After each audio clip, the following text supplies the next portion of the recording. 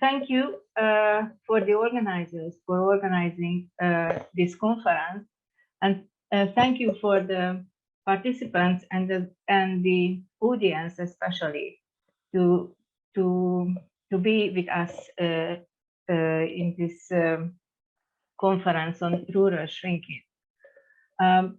First of all, I have to emphasize that my presentation is based on the comparative analysis of the 8 case studies of the ESCAPE project. Therefore, I started with acknowledging the efforts of the 8 case study teams. Next, please. The content of my presentation is as follows. As a first step, I will briefly introduce the case study areas of the ESCAPE project. Then, in the second part, a discussion of the main dimensions of rural shrinkage will follow. In the third part, I will introduce the 2 crystallizing pathways to rural shrinkage. And finally, I will draw some concluding remarks. Next, please. The map on this slide shows the location of the 8 case study areas of the ESCAPE project. The selection was aimed at illustrating different types of shrinkage. I think that we finally managed to represent all the types of shrinkage that was mentioned in Gergely's presentation, from active shrinkage to legacy shrinkage and various types of complex shrinkage. The most problematic macro region, that is Eastern post-socialist Europe, is represented by 4 case studies: a Bulgarian, a Croatian, a Polish, and a Hungarian example. The other 4 cases cover Central Europe, with a case study from Eastern Germany, the Northern Periphery, represented by a Finnish case, whilst rural shrinkage in the Mediterranean countries is exemplified by 2 cases, one from Spain and another one from Greece. Next, please.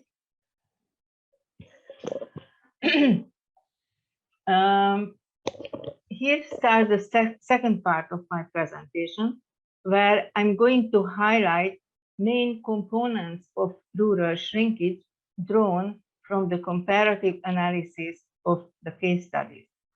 Most of these components could be identified as dimensions of rural disadvantage prevailing across shrinking rural regions. The first on the list is spatial locational disadvantage, already mentioned by Gergely as well as by Andrea, covering, among others, the traditional sense of remoteness, the shadow effect and parallel drain of urban centers or developed coastal areas, as indicated by the Spanish case, or an intense migration from one to the other part of the country, as happened in the German regions in the past decades. Finally, the still existing difficulties of physical accessibility that should be emphasized. So-called aspatial peripherality was distinguished first by Andrew Kovács 20 years ago, meaning weaknesses of softer components of disadvantage, such as access to information and communication technology and skills, less social capital, scarce business networks, weak civic society, loose global local linkages, and weak institutional networks. These are determining the absence of vividness and insufficient striving capacities of shrinking localities. Next, please.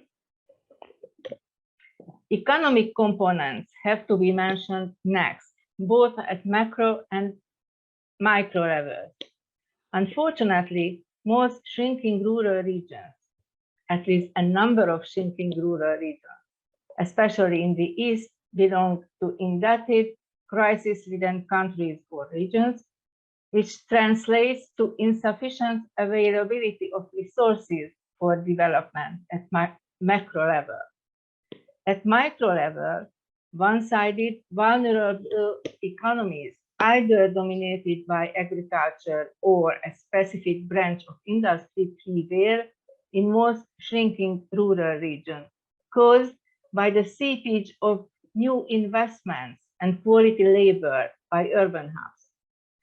The next item that is to be mentioned is the negative impact of growth-focused policies favoring so-called urban engines of development.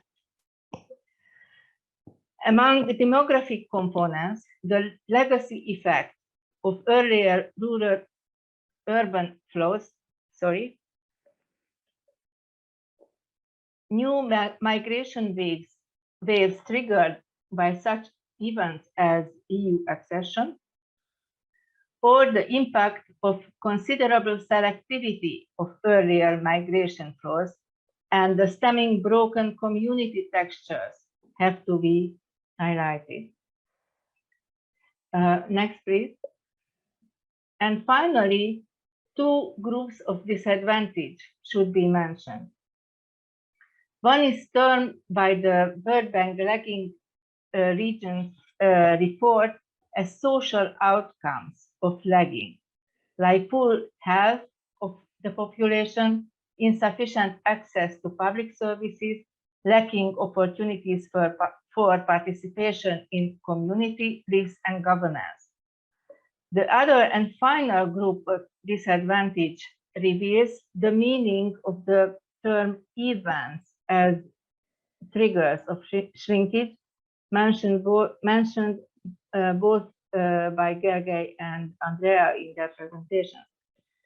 The items listed here cover acts of historical importance in East and West, ranging from rounds of forced reorganizing of agriculture in most countries of Eastern Europe through global or local warfare events to negative impact of otherwise such positive events as EU accession, up to the recently hitting global financial crisis.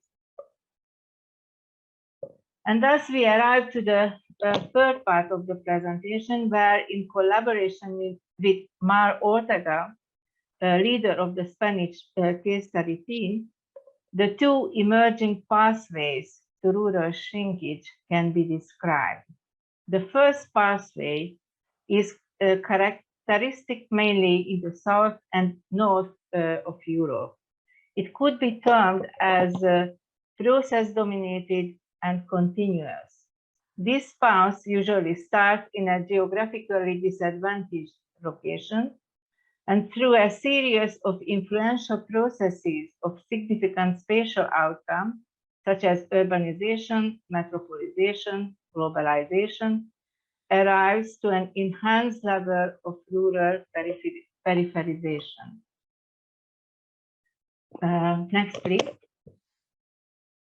The second path, characteristic mainly to the post-socialist rural context, is also influenced by these processes, but its main feature is determined by so-called system-level disruptions caused by such interventions as forced industrialization and collectivization in the 50s and 60s, followed several decades later by a reverse disruption of basic structures when state socialism fell. The consequent distorted economic and social textures at the local level make these rural regions more vulnerable to marginalization and irreversible shrinking. And finally, some concluding remarks. Urban development supported by EU growth policies in the last decade speeded up rural decline across Europe, especially in rural peripheries, where rural-urban outflows and consequent aging have been resulting in irreversible population decline and an overall shrinkage. However, rural shrinkage in East Central Europe seems somewhat different from that of northern and southern periphery, caused by system-level disruptions. First by the communist regime, then after 4 decades of socialist governance, by liberated member states after the fall of the state socialism from the 1990s onwards. The resulting distortions, problematic rural economies, and ruined social textures contributed to the irreversibility of rural decline and make shrinking regions in the East more vulnerable to dependency and marginalization than their counterparts in the South and North of Europe. Thank you. Next, please. Thank you for your kind attention. And next, please, again, acknowledgement more in detail to the case study teams of the ESCAPE project, Matti Fritsch and Peti Kahila, University of Eastern Finland, Karelian Institute, Mar Ortega and the Spanish team, Thomas Dax and members of the Austrian research team, Alexander Lukic, who will give the next presentation, and members of the Croatian team, Petya Slalova and members of the Bulgarian team, Grzegorz Forisz and Piotr Novak, Pedagogical University of Krakow, Eleni Papadopoulou and the Greek research team, and finally, last but not least, for the members of the Hungarian team, and special thanks are expressed to Andrew Kopus and Peti Kahila, leaders of the project. Thank you very much.